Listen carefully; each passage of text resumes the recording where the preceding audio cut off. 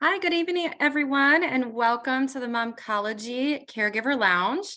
I'm Kat Pacente, Director of Operations for Momcology, and I'm thrilled to see all of you here with us in the lounge tonight.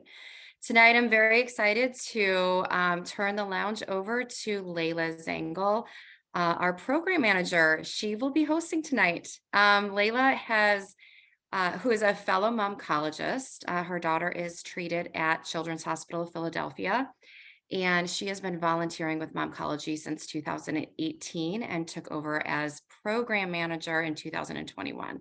So welcome, Layla, and thank you for hosting tonight. And I will pass the lounge to you. Thanks, Kat.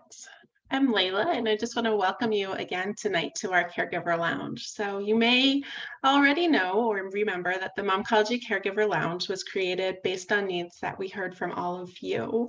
And in 2022, we surveyed our caregiver community about topics that were most interesting to you related to cancer caregiver health and well-being. When asked what topics you all would suggest for this series, healthy nutrition, both for parents and caretakers as well as the patients, was a topic that you identified as something you wanted to hear a lot more about. So before we jump in, I'm going to just give you a few housekeeping details tonight. Please remember that this webinar is in view-only mode. We can't see or hear you at any point during the evening, so please feel free to get as comfortable and cozy as you like. We will have time to answer some questions during this webinar. We ask that you ask your questions using the Q&A box that is at the bottom of your screen.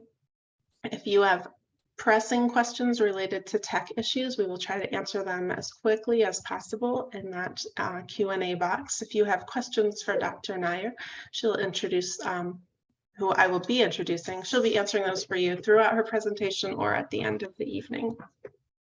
So with that, I would like to welcome Dr. Michelle Nair as our presenter tonight. Dr. Nair comes to us at Momcology with over a decade of practice as a pediatric oncologist, both at Robert Woods Johnson and at Goriab Children's Hospital in Morristown, New Jersey. She is currently in practice as a pediatric integrative medicine physician at Olive Tree Integrative Health. Her path to integrative medicine has been slow and steady as she has searched tirelessly for ways to support her patients and their families with their struggles through illnesses. So with that, I'd like to turn the evening over to Dr. Michelle Nair. Welcome to our couch. We are so happy to have you with us in the Momcology Caregiver Lounge. Thank you, Layla. Thank you, Kat. It's truly an honor to be here. One of my favorite parts when I was working actively in pediatric oncology was working with the parents, in particular the moms. So I'm really honored that you would all give of your time tonight to be here with me. I'm going to share my slides with you, hopefully correctly. Bear with me. Okay. So hopefully you can see everything I got. As Layla mentioned, I can't see any of you. So please, please, please, please, please, I beg of you, don't wait until the end. If you have questions, if you have comments, if you have concerns, please feel free to put them in the Q&A. I won't look at them constantly, but I will try to check in. I want this to be as engaging as possible, even with a one-way screen here. So my goals for this evening are a few. One, I would like to talk about how to use nutrition both during and after cancer treatment for people with a cancer diagnosis, in this case, children. I want to talk about general concepts for food for the whole family. So as we'll talk about, I believe strongly that when we're talking about a child, we have to talk about them in the context of their family, their community, their school, etc. They don't live in a vacuum. So we'll talk about how to apply some of these principles to the whole family. Hopefully we're going to have time. I want to review some common myths and some frequently asked questions and review some resources. Hopefully, hold on. I think I'm not in presentation mode, so bear with me. Let me stop and restart this. I apologize. That's okay. Can you all see me and hear me now? Yes, here we go. Okay, so I'm going to have to wing it a little bit, so please bear with me. Yeah, So- Michelle, I'm going to ask you to just tell me when you want me to advance the slides. Are you able to see them? I can see them. We are good. Thank you. So a couple of disclaimers before I get started. I believe very, very, very strongly that each child and family is different. Everybody is a unique individual. So I will give you plenty of my opinions, my perspectives, research, etc. But your child is only your child. You know what's best for them. You know what's best for your family. So please, this all needs to be taken in context of the bigger picture of your life. The second disclaimer I will make is that any changes should always be discussed with your child's treating oncologist or with your own physician, whoever is taking primary care of your medical needs, of your child's medical needs. Any changes you make, even ones with diet, should be discussed with them. I believe very strongly that medicine is a team sport and you need all of the team players participating. So please, this should be a discussion. The last disclaimer I will make is I can tell you whatever I want, but at the end of the day, you need to trust your instinct. You need to trust your instinct as a parent. One of the first lessons I learned really early on as an oncologist was that a mom's instinct is almost never wrong. I don't think I've seen it yet in my career. So please, no matter what I suggest, I can have all the knowledge in the world, but you know what's best for your child. So trust your instinct. Okay, next slide, please. So introduction. I just wanted to tell you a little bit about myself and my journey to this moment here tonight, so you understand where I'm coming from, why I believe so strongly about the information that I'm giving you. As Leila mentioned, I spent over a decade in the primary practice of pediatric hematology and oncology. During that time, I had many, many, many parents ask me questions. For instance, questions like, my child is getting chemotherapy, can I still give them lollipops? Or my child is getting chemotherapy, but I heard about this supplement. What should I do? And I was really, frankly, thrown off by these questions in the beginning because I didn't know the answers. Nobody had ever taught them to me. And so I started to realize that I couldn't wing it for the rest of my career. I needed to know. At the same time, I was dealing with my own medical and personal issues, and I was looking for answers for myself, just like I'm sure many of you were. And I was really blessed and fortunate enough to find the field of integrative medicine, which we'll talk a little bit about. And that gave me a framework and a philosophy for answering these questions and for interpreting the answers and for understanding them. So I currently do not practice oncology primarily anymore, but I focus on caring for children and young adults with chronic diseases. So what I'm going to tell you tonight really applies to the work that I do on a daily basis. Okay, next slide.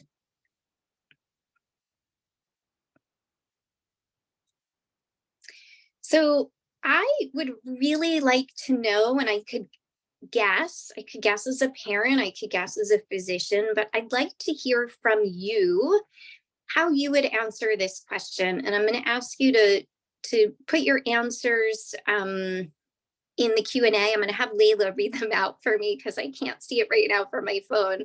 But I'd like to hear the answer to the question, when I think about feeding my child or children, I feel Stressed and stressed. Yes. And stressed. A lot of stress. Overwhelmed and worried that I'm missing something. Overwhelmed that I have limited options. I'm seeing a lot of common theme here.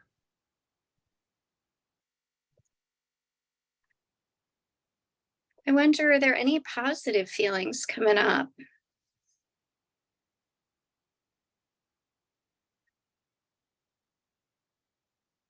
Doesn't sound like it.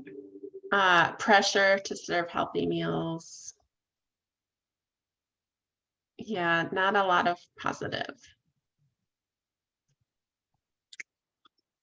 So I think that's incredibly understandable. I'm glad I asked the question. I hope I didn't cause more stress to any of you by asking it. Um, the reason I asked it is because my goal in medicine, my goal in what I do is not just to cure children, but really to improve their quality of life and to make their lives better. And I think food for so many of us is a focal point of our day. It's a focal point of what we do. You go to a family event, right? And it's often focused around a meal or a restaurant or an outing. And these feelings of stress and overwhelmness are certainly appropriate. They're really common in, I think, any population or many populations that stay in the US for people who have kids, but even more so in people who have kids who've been treated for cancer or going on with cancer. So I appreciate you being patient and answering that question. Again, I just wanted to get a gauge.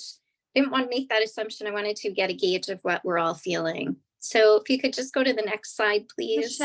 Michelle, real quick, this is Kat. I'm sorry, but before we move on, we did get a couple of positive responses, and I do want to share them because I think they're very key. One was hopeful Ah, that food can help, and then another was confident, wow. and then one more, something that can be controlled. And I feel like those three are very important to share. Like those are some good key takeaways, that you can have confidence in it, and hope and also some level of control in that. So anyway, wanted to share that before we moved on.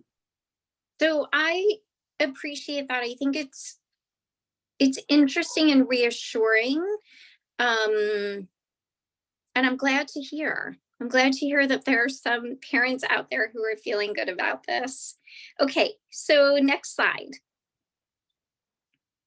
I'm again curious. I just like to get a baseline and gauge where I am with an audience. If you could just tell me if you have any experience with integrative medicine. Yes, I love it.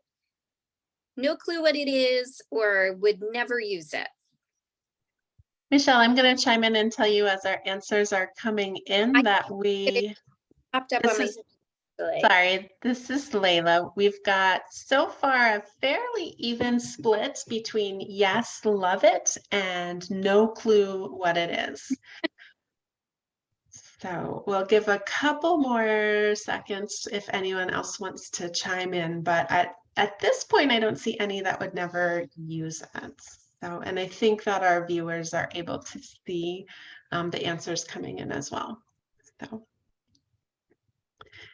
I'll go ahead and end it. We're leaning at this time 60% love it, 40% not sure what it is. So that's who's in the room with you.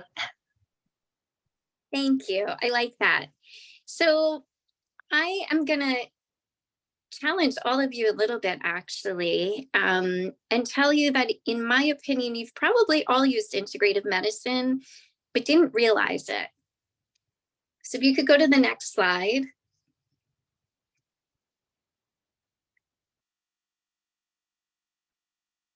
Thank you. So this is an integrative medicine wheel. It's from somebody named Osher, an Osher textbook. I think it's really important. This wheel reflects our whole selves, and our whole selves in the context of, so you can see our relationships and our community, our environment, all of the things that impact who we are. nutrition is just one part of that wheel.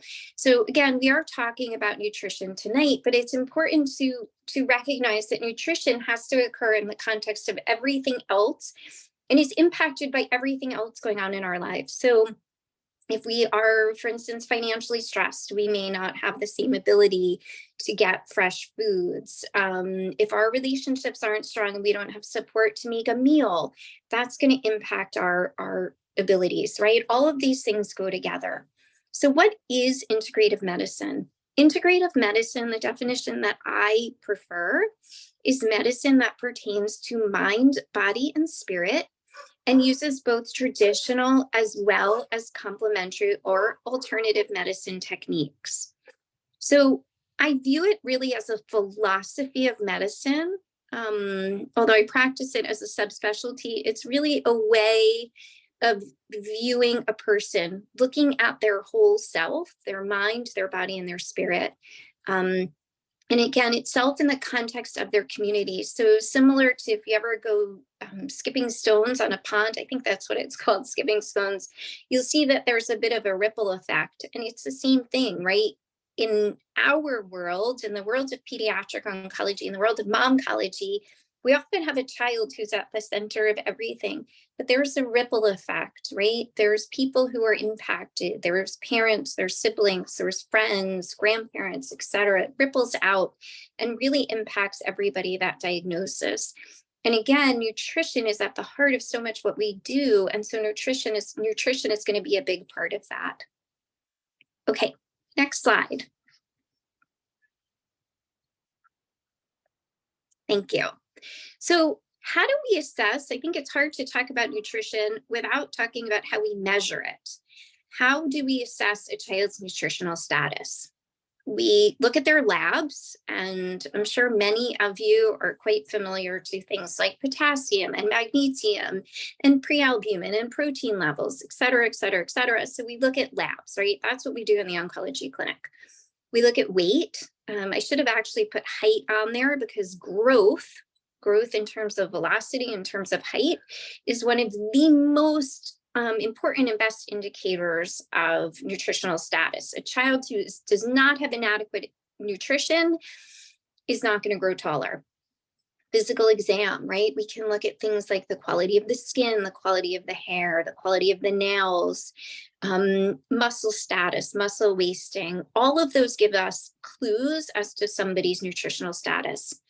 Immune status. I unfortunately saw a child recently in my private practice who had serious malnutrition from an eating disorder and came to me, didn't know that they had an eating disorder, came to me because they were getting frequent infections. They were sick like every other week, couldn't figure out a reason. What was the reason? It was just that they weren't getting inadequate nutrition. It's just like renting a car. If you don't have gas in the car is not going to go. Or in my case, if you have an electric vehicle, if you don't plug it in, it's not going to go, right? So same thing, immune status is a key indicator of somebody's nutrition. Energy level, right? I love to see children who are playing, who are running around, who are causing trouble. And yes, there are many reasons why somebody's energy level might be low, but nutrition is something we really need to think about. And lastly, and I will come back to this over and over and over and over again, is instinct. As a parent, as a grandparent, as an aunt, as whoever you are in relationship to a child, if your instinct is telling you that this child's nutrition is not adequate, you're probably right, and it's something to look at. I am very careful and have been for many, many, many years about discussing weight and using that as my primary measure of nutritional status. I think it's just one piece of the puzzle, one piece of the assessment. And I think when we put too much emphasis on that number, we can cause other problems. So I'm really careful. I unfortunately, and I looked again prior to this talk with all of you tonight, I looked to see if there was information on eating disorders, including anorexia and bulimia and binge eating in people who've been treated for childhood cancer, and I couldn't find any research published.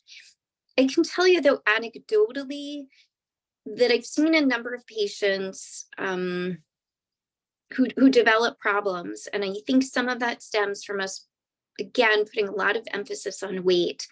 So I'm really careful about how kids understand body image, about how they're feeling about themselves. It's the same thing with parents, right? We, as parents, as adults, are so often focused on, I'm 5 pounds overweight, I'm 10 pounds overweight, I'm 20 pounds overweight.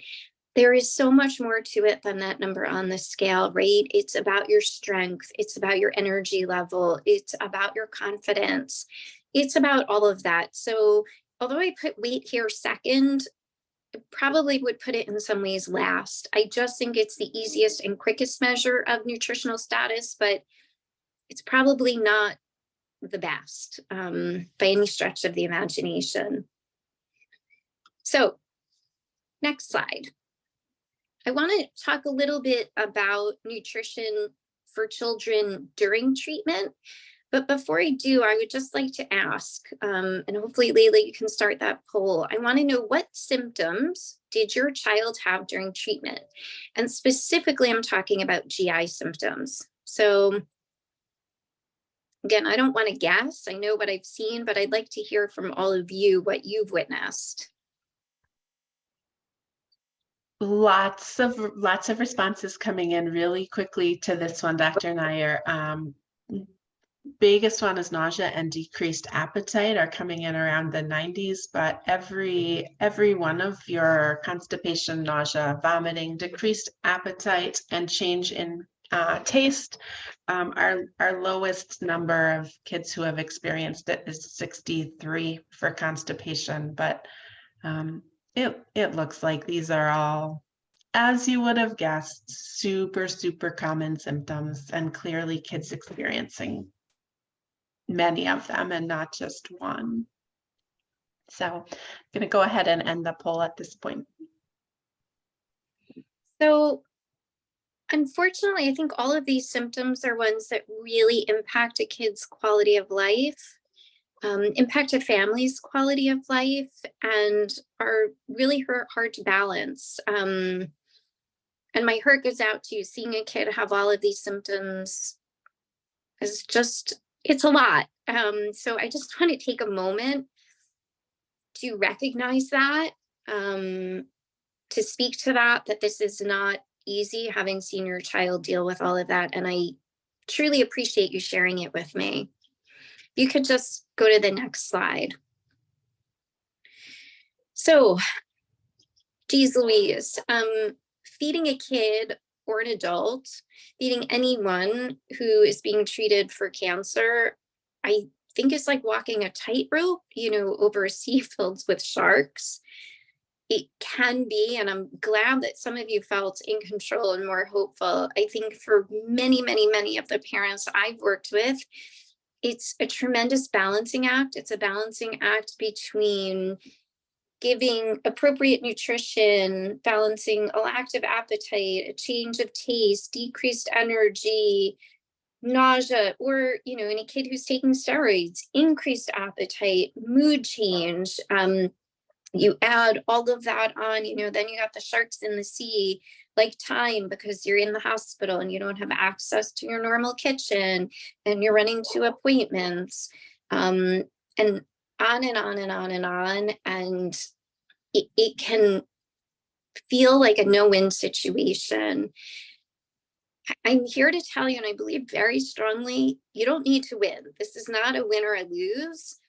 This is a situation where you take one day, 1 hour, one meal at a time, and you do the best you can in that moment. And your best, I promise you, no matter what it is, your best is going to be perfect and fine for your child. So please remember that. I think mom guilt is huge, and you need to take a minute to just look around, see what you're dealing with, acknowledge it, and understand that there are limits to what we can all accomplish. So again, we understand that this is tough. Next slide. So I think it's important, you don't have to sort of look at the details of this paper, but I put it up because it is frankly one of the few and only, I forgot to put the journal it's published in, but it's one of the few and only articles published about nutrition during childhood cancer. We have textbooks written and they discuss nutrition, but the truth is we really don't have much research about it. We do know that many children on cancer treatment experience malnutrition. We know that we have limited experience on how to manage it, right? If you go to different centers, they all have different protocols and different methods. And we all, including me, think that we know what's best. But the truth is that there is very little published data about it. So what do we need to do? In my opinion, we need to extrapolate the evidence. We need to take what we have and then apply it to the individual. And we really need to look at the big picture, right? This is where integrative medicine comes into it. We need to look at all of the different pieces of the puzzle, all of the symptoms, all the environment, the parents, et cetera, and put it all together to really support a child, hopefully without making them crazy, hopefully without making their parents crazy, and to acknowledge that the concerns are going to be different depending on the treatment that a kid is getting. So a kid who is on induction therapy for ALL and is getting steroids is often, not always, but often going to be starving. I've seen kids waking up for, hot dogs at 2 a.m. And then a month later, they're on consolidation and they don't want to eat anything and we're all panicking. So we have to take it all with a grain of salt and keep in mind the big picture. So next slide, please. Some general concepts. The first thing I will say to you when you have a kid on treatment is forgiveness. Forgiveness, forgiveness, forgiveness is so important for yourself, for your child, hopefully for the doctors who are doing all of this to you, but forgiveness. The second general principle I will say is to, like I said, just take each day as it comes, each hour as it comes.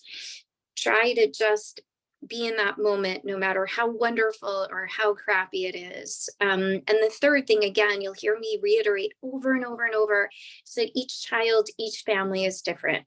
So there's no one fits all. Some of the general tips that I like to use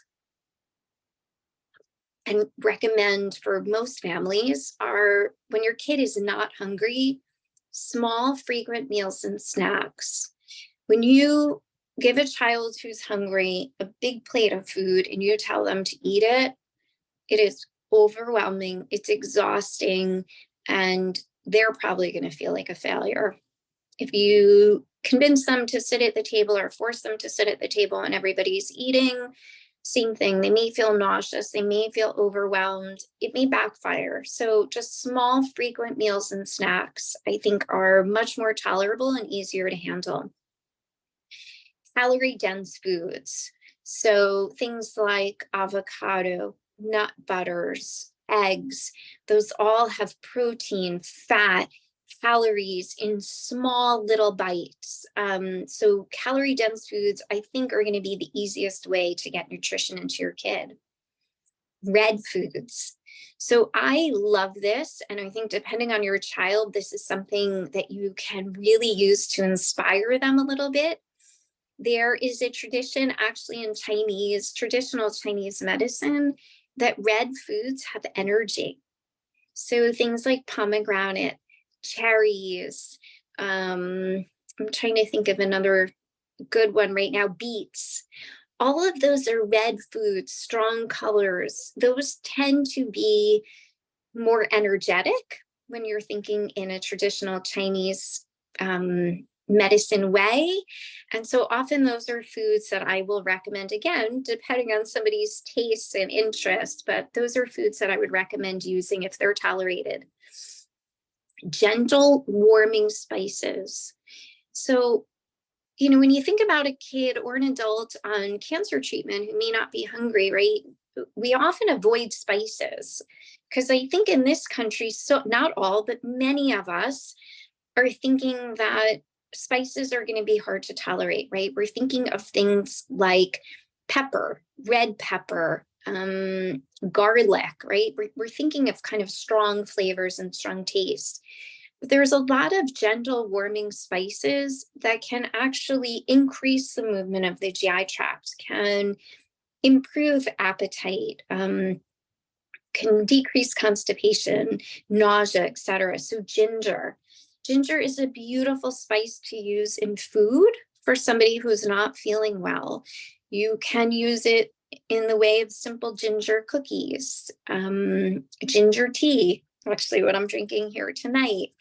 So you can make a simple soup like a butternut squash soup with some ginger and cumin, these beautiful warming spices to warm the body. Again, I love concepts from traditional Chinese medicine, and what they teach us is that when somebody is not feeling well, when they're having nausea, when they're having vomiting, constipation, etc., their body is more on the cold side. And so we want to warm them up. We want to bring that energy back with these spices. And then warm cooked foods are generally going to be easier to tolerate. So soups versus salad, right? Warm rice, warm vegetables, warm cooked foods, hot cereal. When I was sick as a kid, I loved farina, right?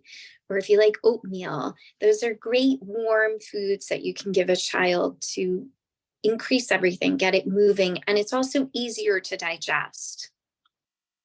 So next slide. I am showing you this slide with a huge, huge, huge caveat and a huge warning. Please, please, please, please, please, before you even consider using a supplement, speak to your child's oncologist. Please, I beg of you, do not do anything without approval. But I do want to mention there is something called miracle fruit. This is a picture of the actual fruit, but it comes as a supplement. And it can help change the taste of foods, so to make foods taste better.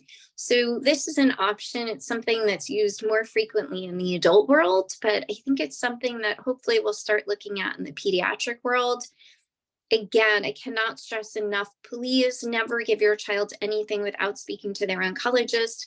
They may be on a trial, they may be getting a med, there may be contraindications. Please, please, please, please, please. Do not do anything without speaking to them. But I did want to mention it because I think it's interesting, is pretty low risk, and for the right person can make things taste better. So that is on treatment. I can't look at the Q&A. So before I start talking about after treatment, Layla, are there any questions that you think I should answer now? Hi, this is Kat. I'm going to start my video so it's not creepy. Hi, there are a couple questions. If you wanted to take a break and do a little bit of Q&A here. Sure. There are a couple questions. One person is curious about, would like to talk about weight loss for parents. When they go through stressful times, they tend to turn to food, but even though they've been eating healthy, they can't seem to shed any weight. Do you have any basic suggestions for someone who's dealing with that situation? And I think that a lot of us can actually relate. Yeah, a lot of us can relate even when we do not have a child with a cancer diagnosis. So I get it. Why don't we come back to that one at the end if it's okay? That's fine. Absolutely. We might loop back to this one too, but I'll bring it out now. A child who, even though they have examples within their family, they're trying to give them healthy foods for nutrition. They're in remission, off treatment, and yet still are focused on eating junk and fried food. And it's just a challenge. And looking for any kinds of strategies that you can utilize to encourage healthy eating habits. We tend to, as parents, we get nervous. Our kids aren't eating during treatment. So we give them whatever they can tolerate, right? And we get in this habit and they become that becomes a habit for them. Do you have any tips for how to help them and help us help them break those habits? Would you like to revisit that, or you want to talk about that now? It's perfect timing because that's what I was going to start to get into. Perfect. Okay. Other questions that you think I should answer now, or should we keep going? Why don't we keep going for now? Perfect. Okay. Can you go to the next slide, or can Leila go to the next slide?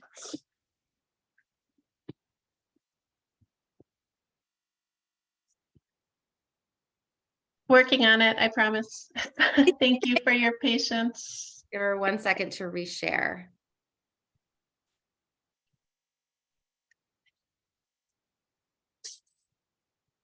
I hope you all don't hear the screaming in the background. That's my kids. I hope it's not Yep. too loud. I'll go ahead and give you, oh, no, we're good now. More questions are coming in though, which is great. Awesome.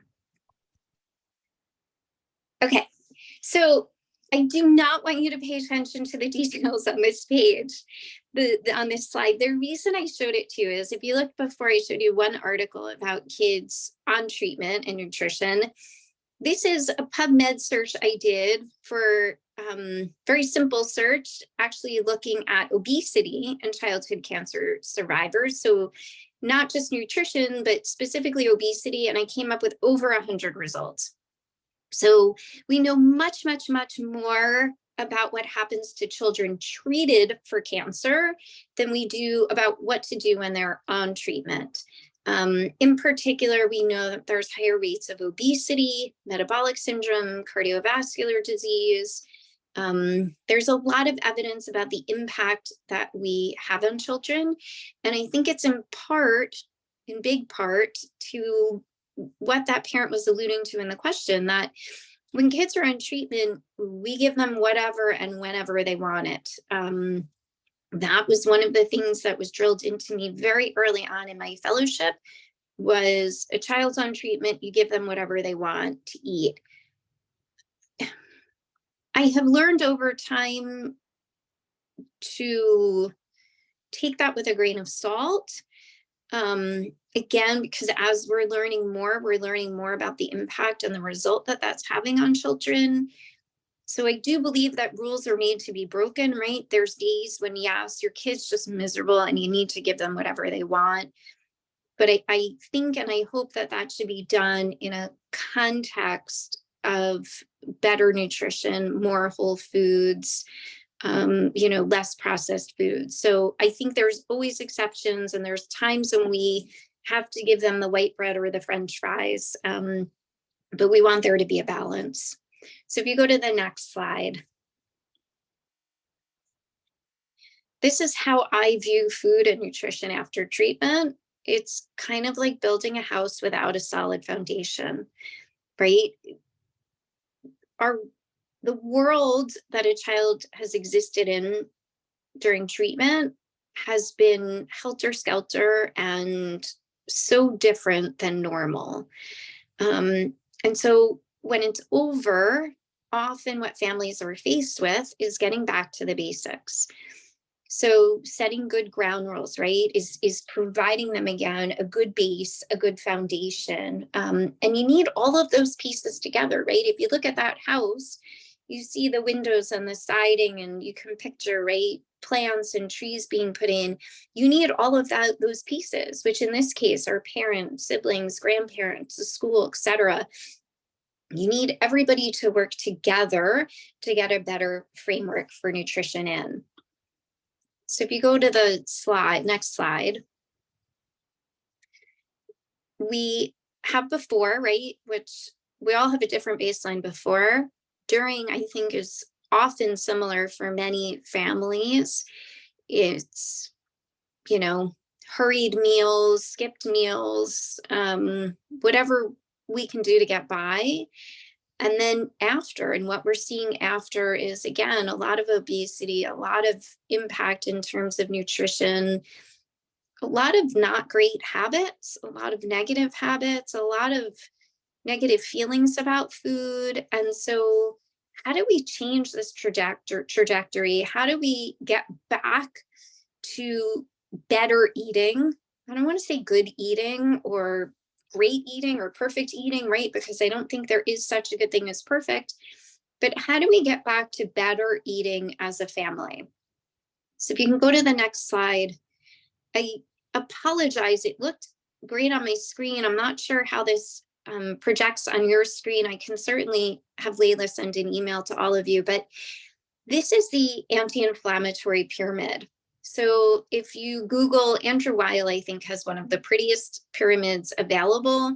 This is his. If you Google Andrew Weil, anti-inflammatory pyramid, you will find this. There's a pediatric and a child version, an adult version, excuse me. They're pretty much the same with the exception of wine, right? We don't, at least in this country, have kids drinking wine. So from my standpoint, the most common diet, the most common, not the only, but the most common diet, and when I say diet, I don't mean diet in terms of weight loss. I mean diet in terms of a way of eating. The most common way of eating that I recommend is the anti-inflammatory diet. So what is it? It is generally plant-based. That does not mean vegetarian. If you look up there, you will see fish, you will see chicken, means plant-based. And that's where the bottom of the pyramid comes in, focusing on whole grains, vegetables, fruits, lean proteins, and healthier oils. It really emphasizes fiber, which is incredibly important. We're learning more and more and more about the microbiome, which, is probably a whole other hour-long session, but fiber is really important for health, for longevity, for the microbiome. It emphasizes soy, cruciferous vegetables. We have a lot of research on this diet. We know it's great for autoimmune diseases, for cancer prevention. It's really focusing on foods with what have what's called a lot of phytochemicals, all those nutrients that are giving foods their rich colors, the greens, the reds, the purples, the blues. All of that is incredibly healthy. So in general, again, every child, every family is different, but in general, I think this is a great place to start. I almost never restrict foods in a child unless they have a true proven allergy. I almost never restrict foods. I think that causes a lot of negative feelings about food. I think restricting leads to a lot of other issues. Instead, I try to emphasize, right? So you're talking about a kid who maybe has developed some not great eating habits on therapy, how to get them back, right? They will come back. You have to just keep setting that example. And again, this is all my opinion, I think emphasize, right? So I will often challenge children in the office. I will say to them, I want you to eat 5 fruits or vegetables a day. That's your challenge. I don't tell them to stop eating candies, stop eating chips, stop eating French fries, whatever it is. I'll say to them, try eating 5 fruits or vegetables. Or for the younger kids, I may say to them, I want you to make a rainbow on your plate. See how many foods of different colors you can get on your plate. Or try 1 new food a week, right? Those are all ways to make it fun. I don't want food to be a punishment. I don't want it to be a hardship. I want it to be fun, to be enjoyable. And so I think the anti-inflammatory diet is a great way to start. It's healthy for just about everybody. It's something the whole family can engage in. It really works around a lifestyle. So I think this is a great place to start. If you go to the next slide. So some general tips that I like for everyone. The first is to encourage family meals. There's lots and lots and lots of data on this. Having dinner together every night is great, not just in terms of nutrition, but also in terms of emotional health for kids. And those things work together, right? Mind, body, spirit. It's a time when your kids can tell you about their day, about what's going on. So whenever possible, again, I'm a realist. It may not be possible every day for every family, but whenever possible, have family meals together. exercise together. So nutrition and exercise really go hand in hand. So exercise together, it's getting brighter out now. Go for walks with your child, go bike riding, go hiking, whatever it is. Limit processed foods. Again, I'm a realist. I have 2 kids. I get it. They love their Oreos. They love their Doritos, but I try to limit it. Meal planning. Meal planning can be a great way to get organized. So I try to be practical. I think most people can't give up their entire Saturday or Sunday to stand there and chop vegetables and, get their meals ready for the week. But I think taking 5, 10, 15 minutes to sit down and come up with a written plan, at least for your dinner for the week, it gives you a guideline. It gives you something to read when you're going food shopping. It eliminates throwing away, unneeded, unused foods. It also eliminates that stress. I don't know how many of you have ever experienced this, but the stress of it being 6 o'clock and you're coming home and your kid's saying, "What are we having for dinner tonight?" You're like, "Oh God, I have no clue. It's 6 o'clock at night." It eliminates that, right? You already have the plan. You already have the idea in your head. Yes, plans are made to be changed. And there's times where you say, "I had a plan to make X, Y, or Z tonight, but I'm just done. I'm exhausted. We're going to order pizza." It happens. But I think it minimizes the times that happens. Finding your local farmers markets. I think this is a great way to bring the joy back to food, to know where your food is coming from, to get your child to experiment, to enjoy things more. For instance, I live in Jersey. I've been going to the Summit Farmers Market pretty much every weekend from May to November for the past 15 years. I truly can say I know my local farmer. I know how they're growing their food. I have experimented with things like mushrooms because I go to the farmers market. It is a great way to live kind of by this idea of the anti-inflammatory diet. And then the 80-20 rule. So this is my version of the 80-20 rule. This is not what it is for those of you who are in business. This is not the business version of this. But my belief is if you're giving your kid nutritious, better foods 80% of the time, you are well ahead of the curve. You're doing a fabulous, fabulous, fabulous job. So I try to just be realistic and practical and aim to do the best I can 80% of the time. So if there is a day that your kid is just begging for McDonald's and you buy it for them, it's okay. It's all good. The idea is to just bring the scales of balance, towards the healthier, more nutritious foods. So the next slide, I don't know what time we're supposed to end at 8:30. Do I have time to go through some of these? We have a couple. I think so. Yeah, maybe quickly through some of the myths, because it looks like we've got a lot of questions and we want to hear from you. But yeah, we can go through these quickly, I think, and then get to questions. Thank you. So the first thing I want to just run through, this comes up a lot, and this is one of the first questions that I was asked that really led me towards integrative medicine. And I apologize, this slide should say, "Does sugar cause cancer?" I apologize. This is the old version. So that is really not clear. It is certainly not a reason to prohibit your child from having lollipops or ice cream. We certainly know that obesity is associated with cancer, and lots of sugar leads to obesity. So I think there are lots of things impacting this.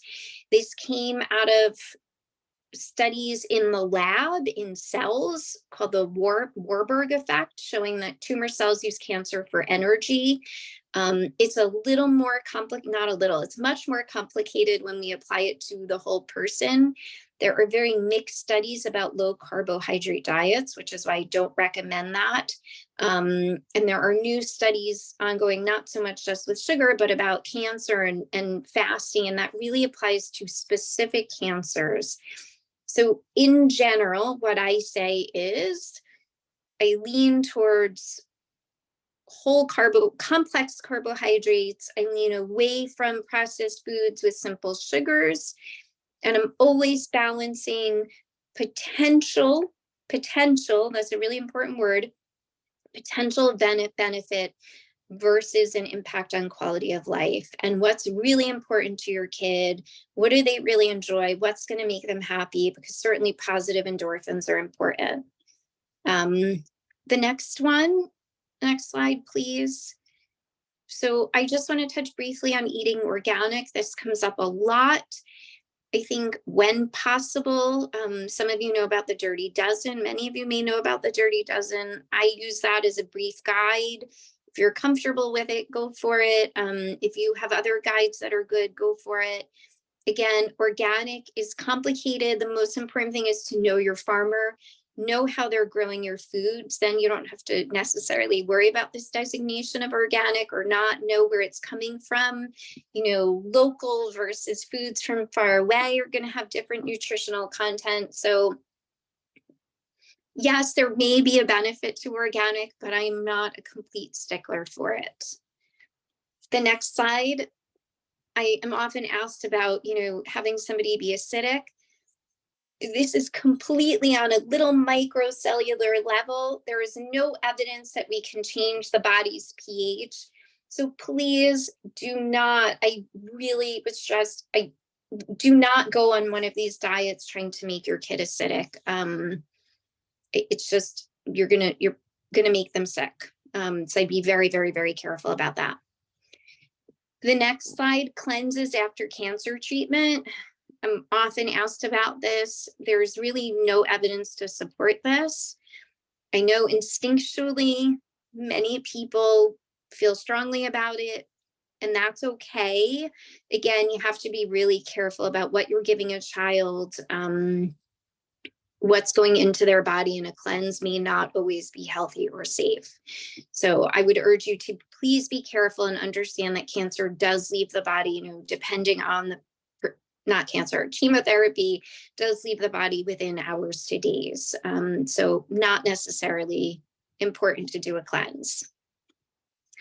I just want to mention briefly some resources. Again, we can all take issue with any website, any resource I give you. None of them are perfect. These are some. There's a variety for you to look at.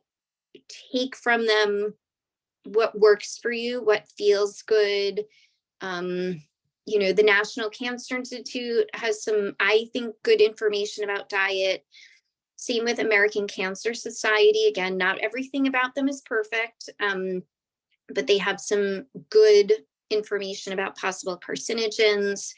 The Physicians Committee for Responsible Medicine is an extremely interesting group. They do support a vegan diet, which I would be careful with, but I think the information they present is worthwhile and interesting to read.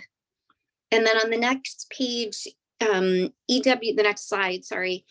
EWG, the Environmental Working Group, is the group that publishes the Dirty Dozen every year. So I think that's an important and worthwhile resource. Again, I know there are some issues potentially with it, but I think it's worthwhile.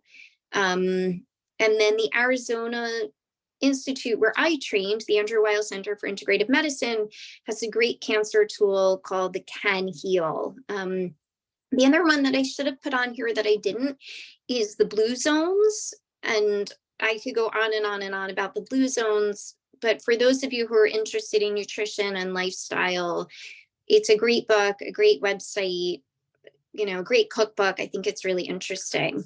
So a little humor. There's this woman, I'm not a big social media person, but there's this woman who runs this Mom Life Comics, and I just, I think it's humorous and fun. So a little humor to end the talk with. Okay. So I feel like I've done a lot of talking. I hope there's more questions. Oh, let me come back to the weight loss question. Is that okay? Or that's awesome. Yes, I was just going to hop on to say thank you. We so much in there to absorb and digest, and thanks for Thanks for putting up with my slow slide advances and all of that. But no, we'd love to start jumping into some questions, and it sounds like you've got one that you're ready to kick us off with. So yeah, thanks. Jump right in, and Pat and I will get you through what Awesome. else is in there, what else has been asked. Thank you. So weight loss for parents, this is really common. When we were talking before, Layla and Kat and I were talking, I was mentioning that I have a dear friend who I met when I took care of her child, and she gained probably close to 100 pounds when her kid was treated for therapy for cancer. And she has struggled with a lot of medical issues because of that, including, she has autoimmune disease that worsened, she has chronic pain that worsened, and it's been really devastating to her. And I think there's no simple answer. It really takes a multimodality approach, right? It takes a team, because you have to manage the stress. When you have stress, you have cortisol, and that makes it very difficult to weight. You need exercise, and so you may need somebody to guide you in terms of exercise. You need nutrition. So all of these things are important.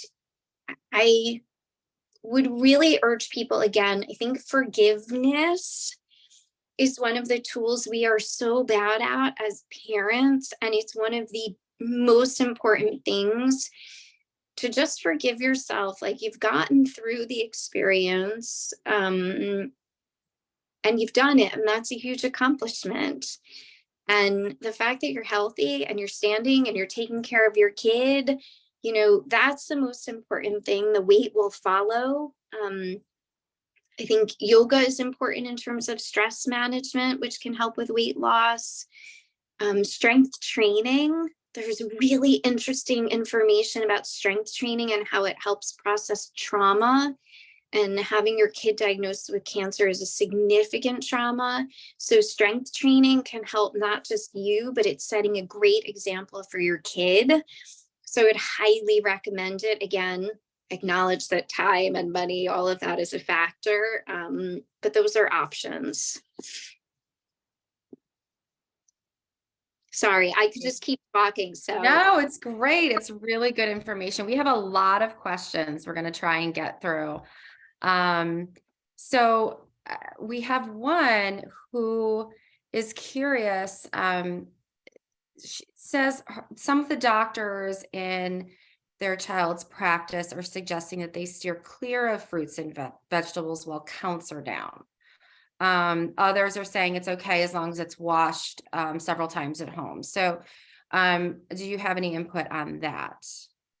So what they're referring to is something called the neutropenic diet. It's something that I was trained in years ago when I was a fellow. It's really gone out of favor, with the exception of patients who've received a transplant.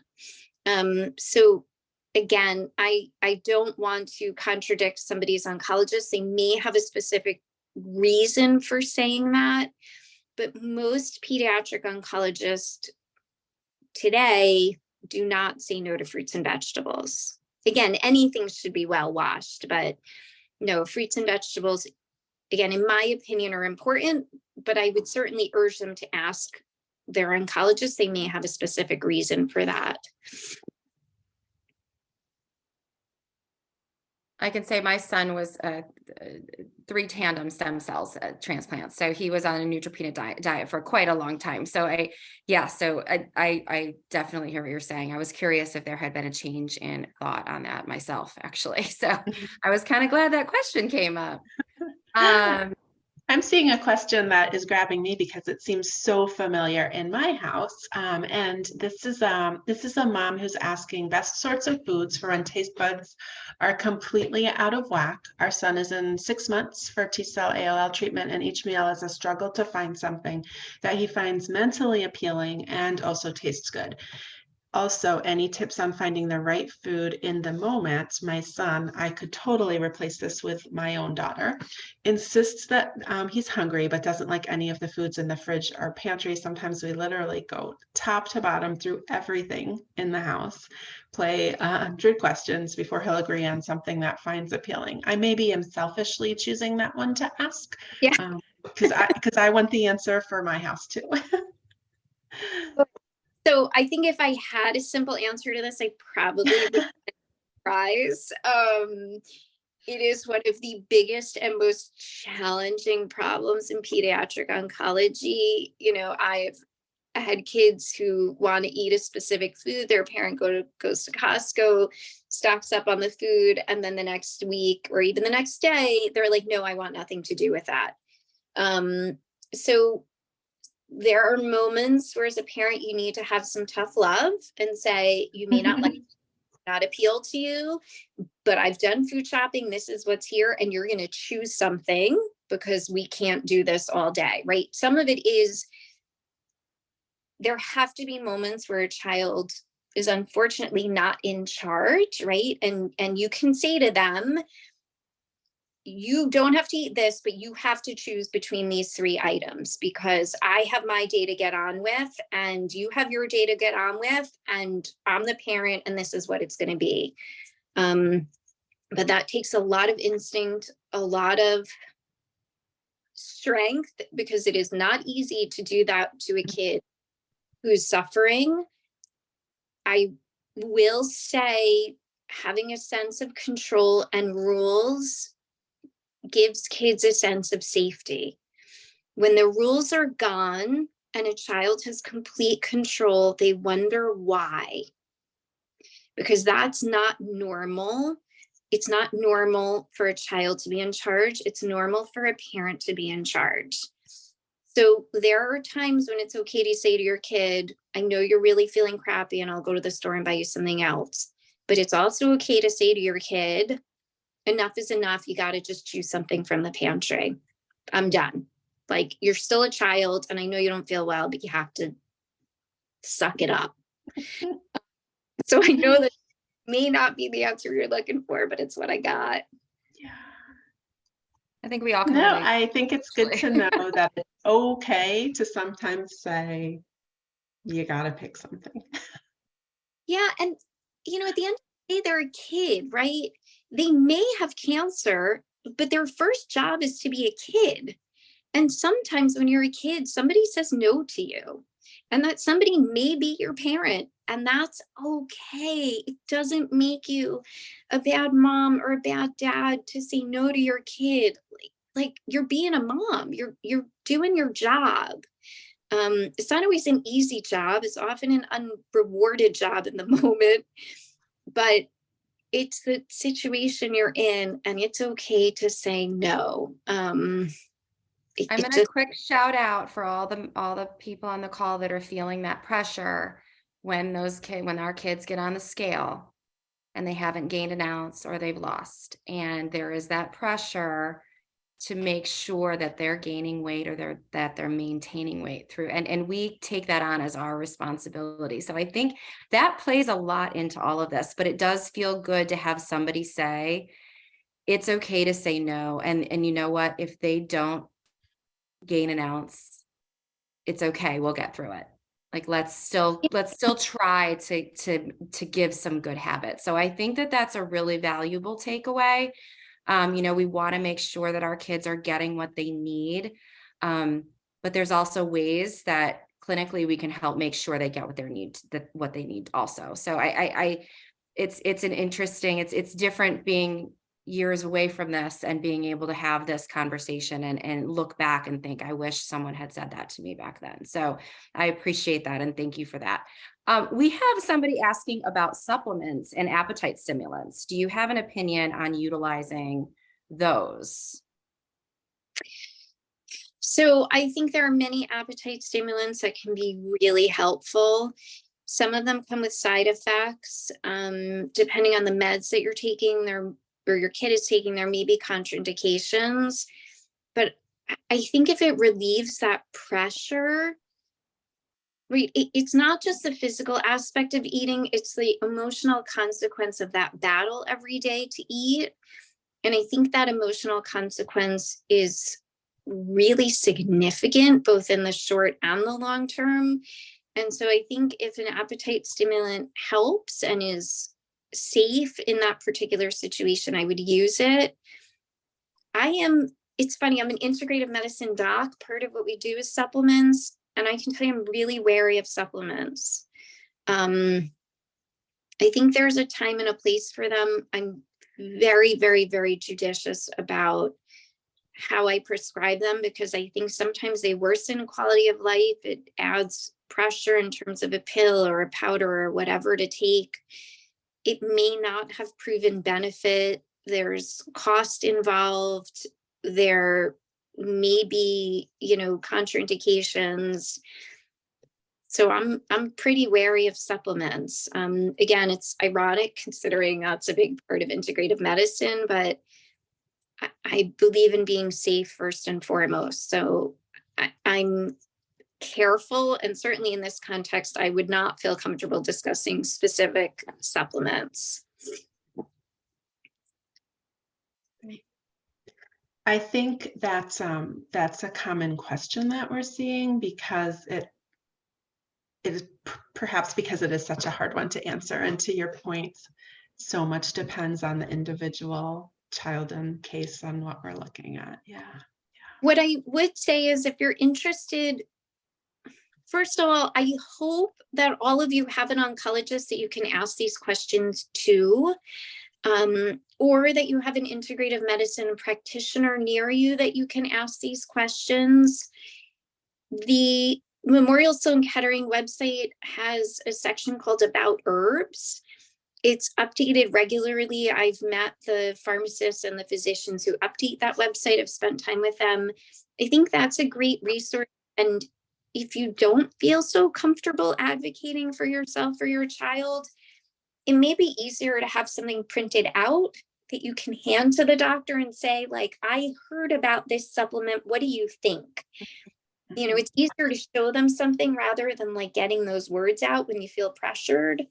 So an excellent idea. That's a great, yeah. I think that's a good resource, as well as the Arizona website. They also have a lot of good resources about supplements and how to do it safely. The question about the miracle fruit, does that work after treatment? Does that continue to help with or change the taste of food post treatment, like off chemo?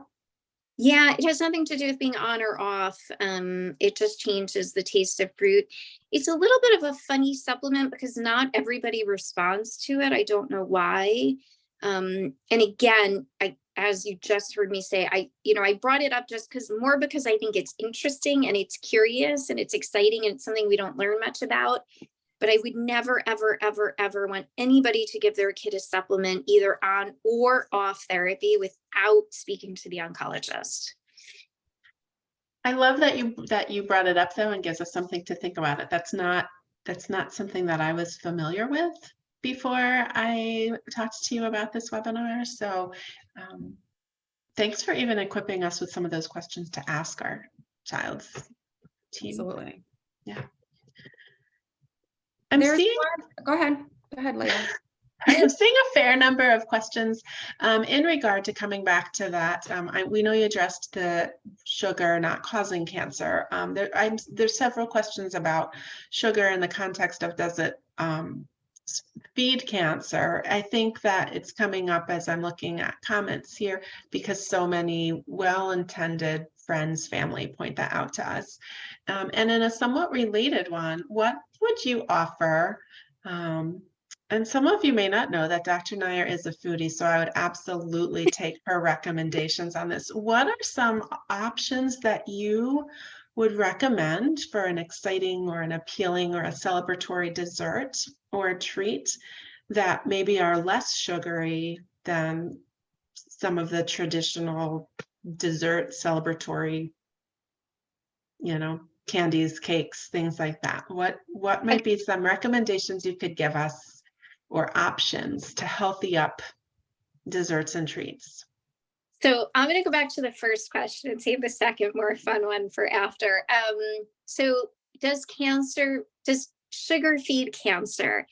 So that's a really hard question to answer. Yes, it does, right? But we all have sugar in our bloodstream. We need it to function. We cannot be sugar free. It's just not it's not going to work with life. It's not compatible with life. So we all need sugar. And yes, cancer cells do eat sugar. That's the whole basis of if your child has had a PET scan. A PET scan works on the principle that tumor cells use sugar faster than normal cells.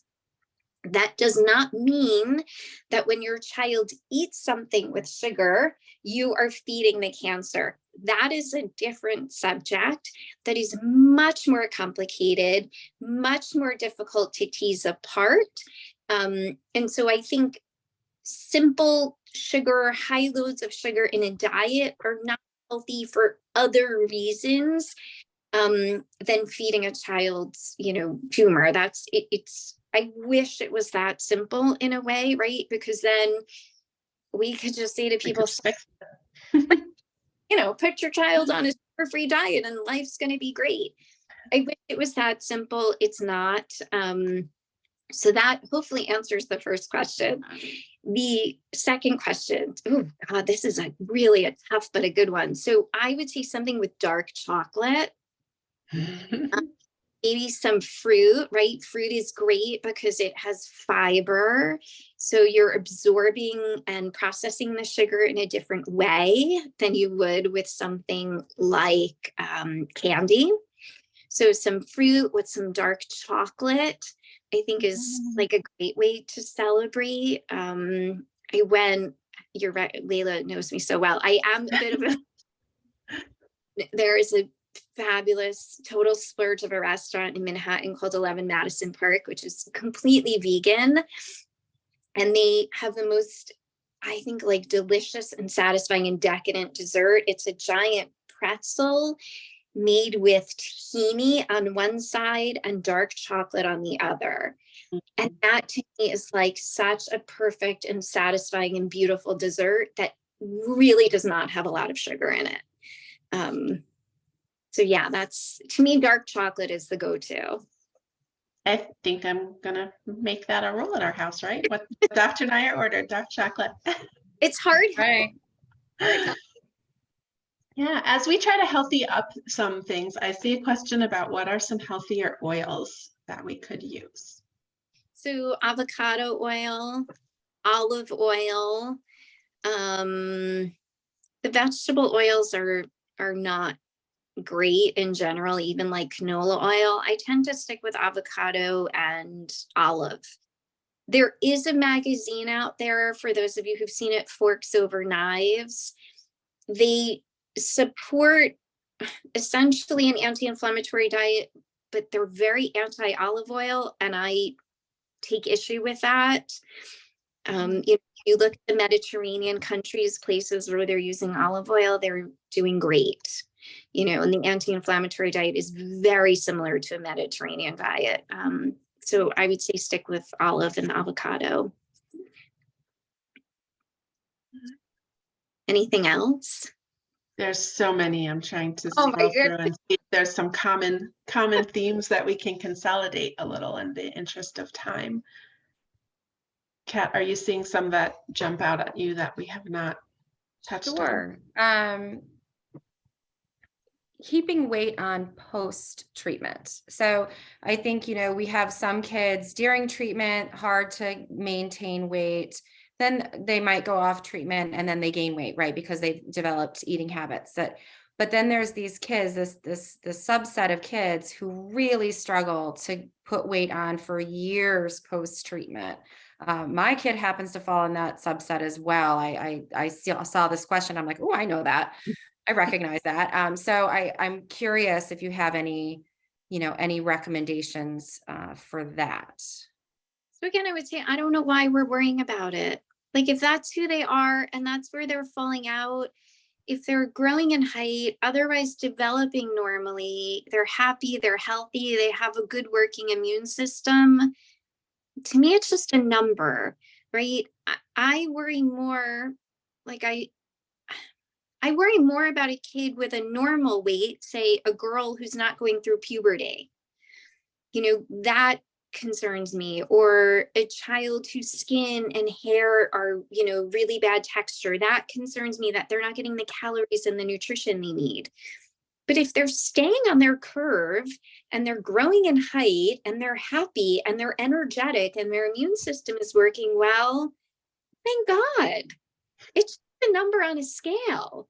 I think it's just got to be taken in the context of what else is going on, right? Like, has somebody really evaluated, are you eating? Are you restricting foods? Somebody has to really ask those pointed questions to them and do a good evaluation to make sure they haven't developed an eating disorder, which can happen. But as long as they're not and they're otherwise happy and healthy, like, I don't know. To me, why are we stressing over that? I would just be really grateful that your kid is healthy. That's the goal here. Accomplish that goal. Yes, hooray. You said something there that piggybacks, that we can piggyback another question on about restrictive dieting.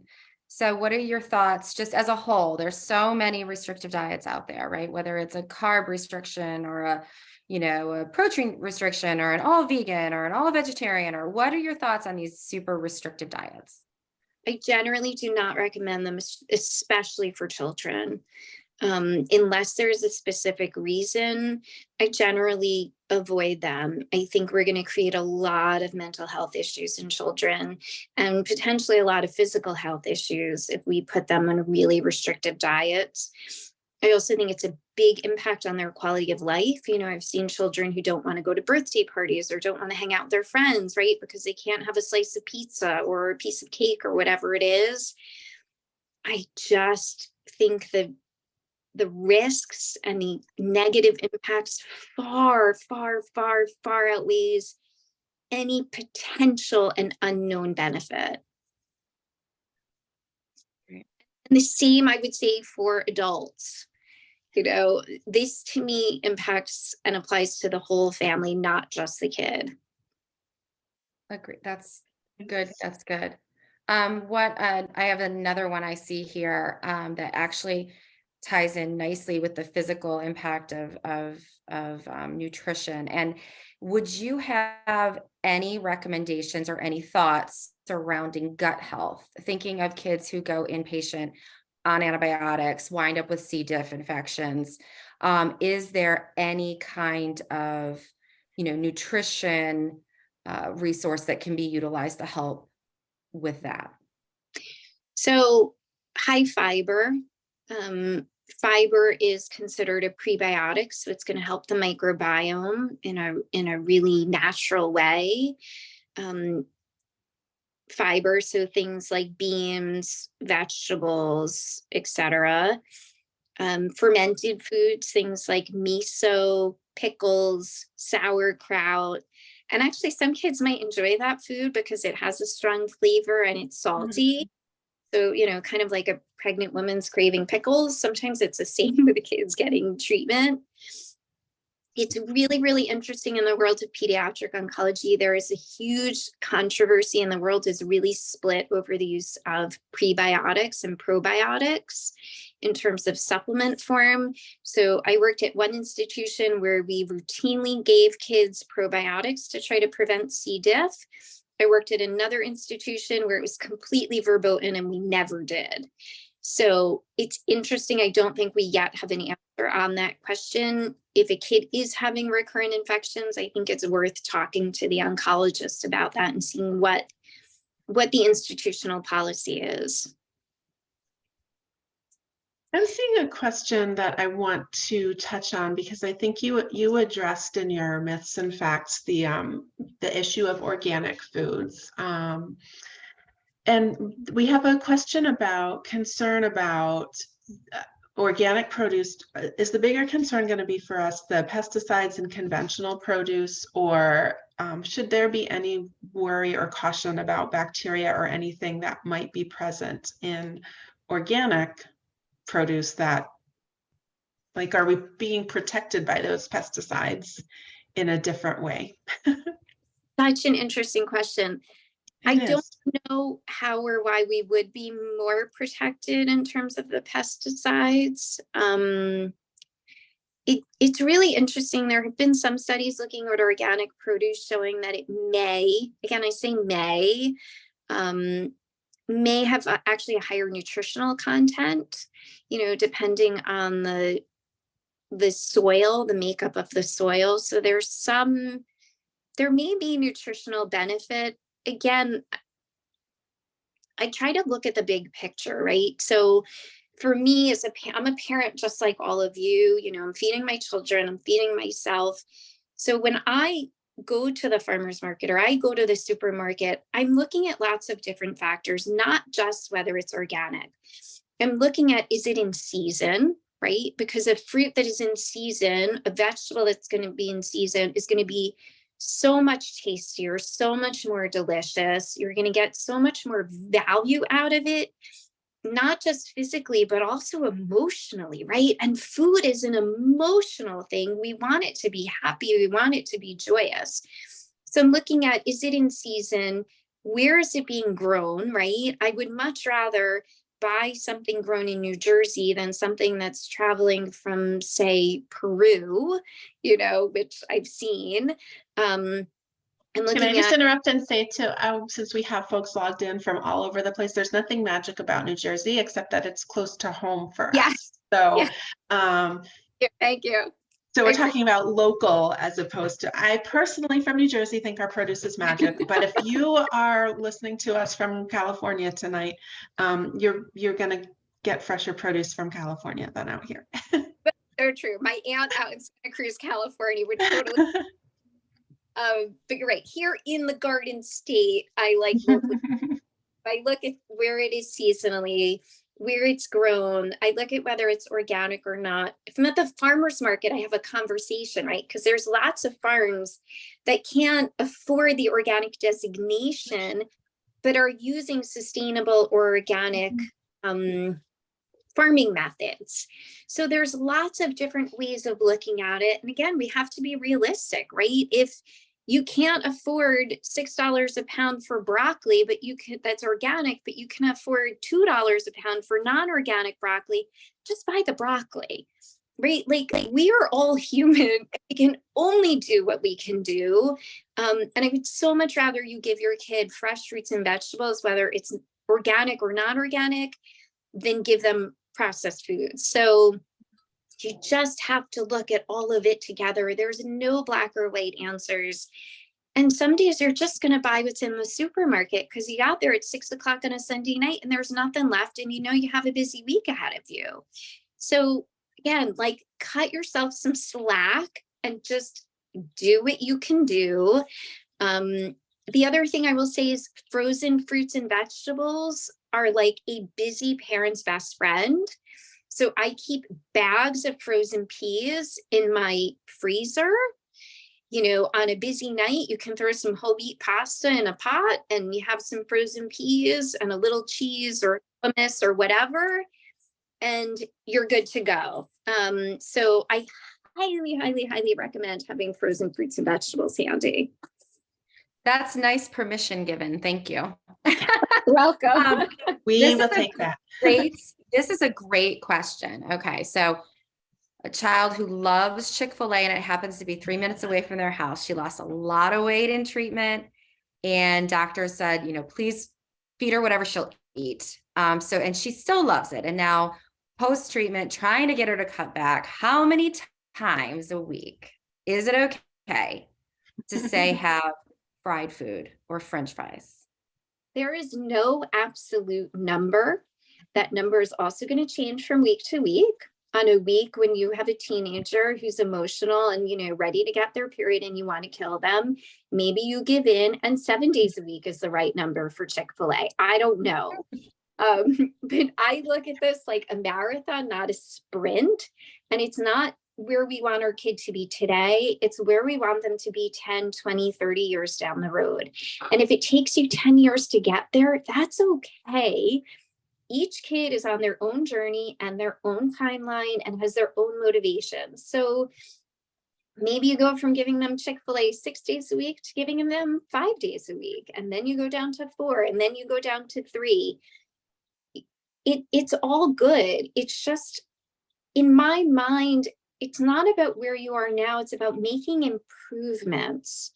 And I think as long as you're going in the right direction, whatever that direction is, it's all good. It's none of us are perfect. None of our kids are perfect. I'm not perfect. I'm an integrative medicine doc. I gave my kid French fries for dinner tonight. I was busy. I had stuff going on. They had French fries. Like, I'm not going to sit and beat myself up about that all week. Sometimes you do what you have to do. And so, again, you just move in the right direction and you hope that tomorrow and next week and next month are going to be better. That's great. That's good life advice, not just nutrition. Kat, I'm going to ask you, I see we still have a couple of really great questions, and I also know we're close to wrapping up, and Dr. Nair too. Do we have a couple more minutes, or can you take a couple more? Yeah. We briefly, and this can clear a couple questions out, talk about if we should be considering macronutrients and the daily intake requirements for kids, or should we be looking at their diet more globally? I say just look at the big picture, because first of all, if you're counting macronutrients, right? If you're counting carbs, if you're counting fat, if you're counting protein, that can develop a lot of obsessive tendencies, add a lot of stress to everybody's life. And each day is not going to be uniform. So there may be a day when your kid has more carbs and a day when they have more fat. And you have to really look at the big picture, not just one meal or one day, but really a week, a month at a time. So I probably would not look at that. And I think if you do need to look at that for some specific reason that your physician feels is important, you should probably be doing it with the support of a dietitian. See a nutritionist, see somebody who can really help you sort that out. And figure out what are the right numbers, because that's going to change depending whether your kid is on treatment, off treatment, has an infection, doesn't have an infection.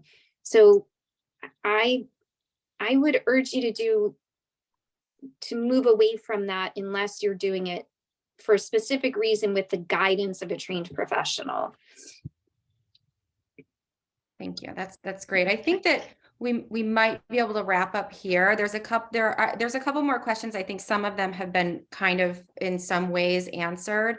If your question wasn't answered, please still email us info@momcology.org. Anyone who submitted a question tonight, please email us and we will send you a little something.